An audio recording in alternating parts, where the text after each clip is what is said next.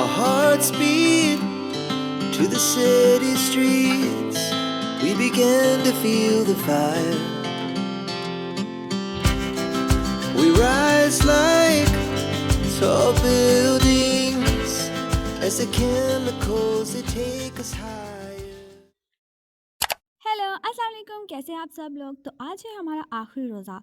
तो अभी अभी मेरा भाई मुझे ईद का गिफ्ट देकर गया था। वैसे तो उसने बहुत ही अच्छे से पैक किया हुआ था, लेकिन मैं थोड़ी बेसब्री थी तो मैंने पहले ही खोल लिया। उसके बाद मैंने सोचा क्यों ना इसका थोड़ा सा व्लॉग बना लिया जाए। मुझे ये इसका क्यूट सा गिफ्ट बहुत पसंद आया है। वैसे इससे पहले भी उसने मुझे क्यूट सी सिनरी गिफ्ट की थी, लेकिन अब वो थोड़ी पुरानी हो गई है, लेकिन स्टिल अभी भी मैंने उसको संभाल के रखा हुआ है। तो आज है चांद रात का दिन। चांद रात सिर्फ हाथों पे मेहंदी लगाने और चूड़ियां पहनने का नाम थोड़ी होता है। घर के काम भी करने पड़ते हैं, लेकिन फिलहाल मैं सिर्फ मेहंदी लगाऊंगी, बाकी काम बाद में करूंगी। तो यहाँ पर फिलहाल मैं मेहंदी लगाने की नाकाम कोशिश कर रही हूँ, क्योंकि मुझे मेहंदी की अलग भी नहीं आती। मेरे पास मेहंदी के स्किल ज़ीरो हैं। बाय द वे, हमेशा से ही मेरी सिस्टर मेरी मेहंदी लगाती आई है। उसकी मेहंदी के स्किल ज़बरदस्त है। वो मेहंदी लगाने में एकदम चैंपियन है। तो क्योंकि इस वक्त वो बाजार गई हुई थी, वो थोड़ी बिजी है, तो मैंने सोचा मैं ये काम खुद ही कर लूँ। चलिए फिर काम पे लगते हैं।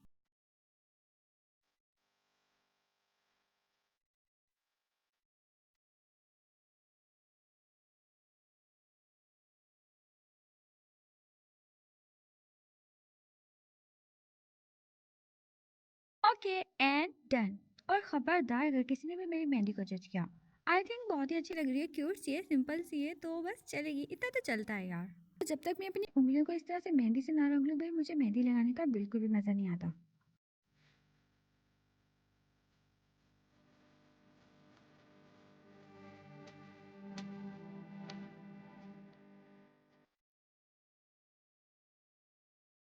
ओके, तो यहाँ पे मेरी मेहंदी कंप्लीट हो चुकी है। तो अगर कोई कमी पेशी रह गई है तो मैं रात को पूरी कर लूँगी, लेकिन अभी मुझे बहुत सारे काम करने हैं। लेकिन क्यूट लग रही है मुझे मेहंदी।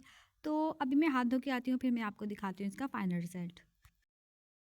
ओके, तो ये रहा इसका फाइनल रिजल्ट, और ये कलर काफ़ी ज़्यादा अच्छा आया है इसका।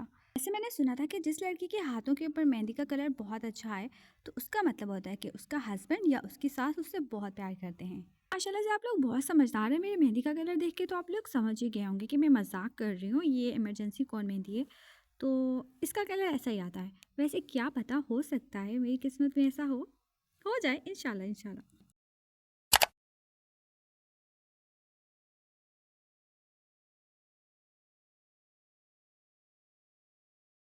चाँद नज़र आ गया है, तो आप सब लोगों को मेरी तरफ से बहुत बहुत चाँद रात मुबारक। ओके, वैसे तो मैं किचन में सिर्फ पानी पीने के लिए आई थी, लेकिन किचन की इतनी गंदी हालत देख के, इतने गंदे बर्तन देख के मेरे अंदर की काम वाली मासी जाग गई।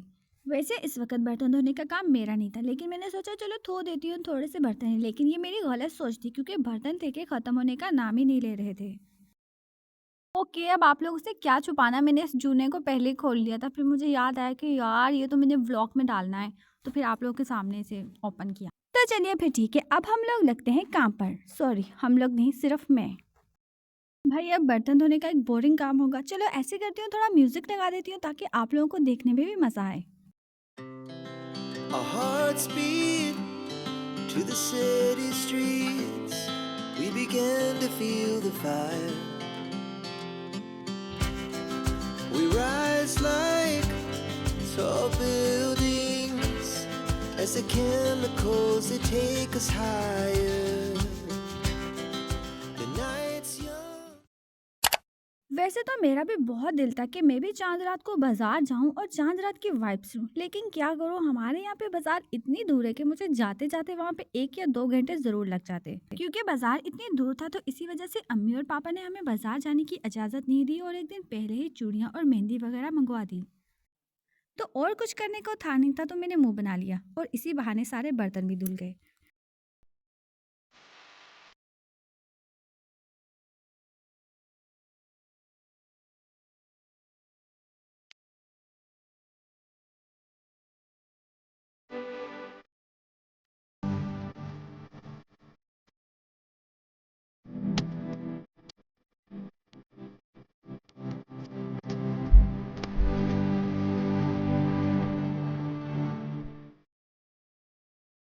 तो फाइनली यहाँ पे अल्लाह अल्लाह करने के बाद सारे बर्तन धुल गए थे, और मैं किचन साफ करने ही वाली थी कि अम्मी एक और पतीला ले आई।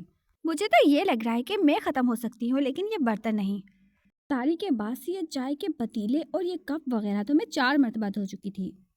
तो यहाँ पे मैं इन बर्तनों से अपनी जान छुड़ाने की नाकाम कोशिश कर रही थी कि मेरी छोटी सिस्टर आ गई। उसने कहा मेरी मेहंदी वाले हाथ धुलवा दो। भाई असल चांद रात तो ये लोग बाहर एंजॉय कर रहे थे, मैं तो सिर्फ बर्तन ही धोती रह गई।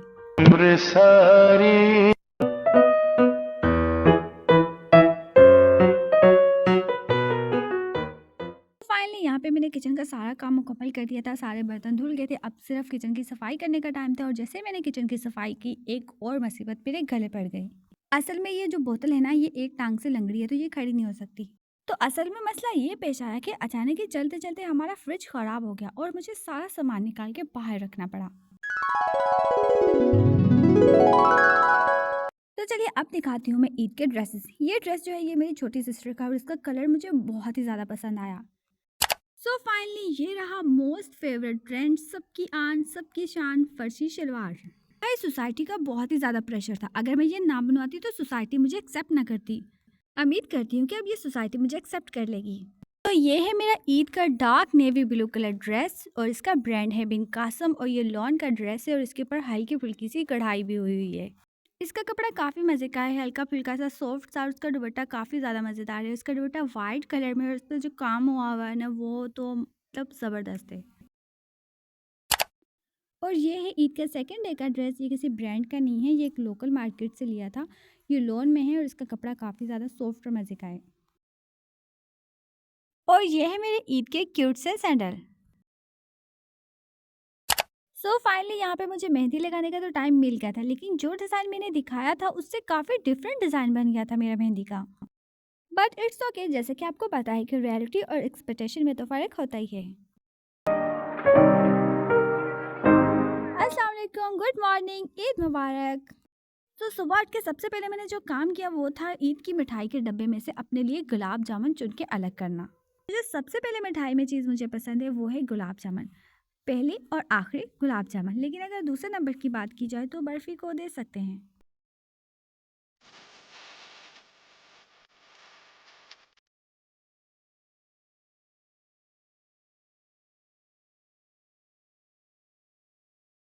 तो यहाँ पे खाना बन के तैयार हो चुका है, तो पहले करेंगे हम लोग पेट पूजा, बाद में काम दूजा, मतलब तैयारी शारी।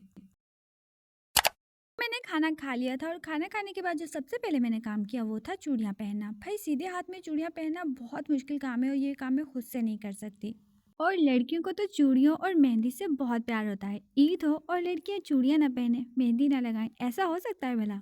वैसे पता है बचपन में भी मुझे बहुत ज़्यादा शौक हुआ करता था अपने सूट के साथ की चूड़ियाँ पहनने का। वैसे खैर अभी भी मेरा बचपन ही चल रहा है, कौन सा बचपन चल रहा है। तो ये थी मेरी चांद रात और ईद की एक सिंपल सी रूटीन। मैं ये तो नहीं कहूँगी कि मेरी ईद बहुत बुरी गुजरी, बल्कि मैं ये कहूँगी कि मेरी ईद बहुत अच्छी गुजरी। मेरे साथ मेरी फैमिली थी, मेरे माँ बाप, मेरे बहन भाई। भला इन लोगों के साथ ईद कैसे बुरी गुजर सकती है? मुझे वो लोग बहुत बुरे लगते हैं जो कहते हैं कि हमारी ईद अच्छी नहीं गुजरी। जब तुम लोग अपनी फैमिली के साथ वक्त नहीं गुजारोगे, अपने माँ बाप के पास बैठ के बातें नहीं करोगे, तो तुम्हारी ईद कैसे अच्छी गुजरेगी? हर वक्त तो सोते रहते हो, मोबाइल चलाते रहते हो और फिर कहते हो कि हमारी ईद अच्छी नहीं गुजरी। तो आज की मैं अच्छी बात आपको ये समझाऊंगी कि आपको अपनी फैमिली के साथ जितना हो सकता है उतना अच्छा वक्त गुजारना चाहिए, क्योंकि ये वक्त कभी भी वापस नहीं आएगा। तो मैं मिलूंगी आपको अपने अगले व्लॉग में, तब तक के लिए अल्लाह हाफिज़।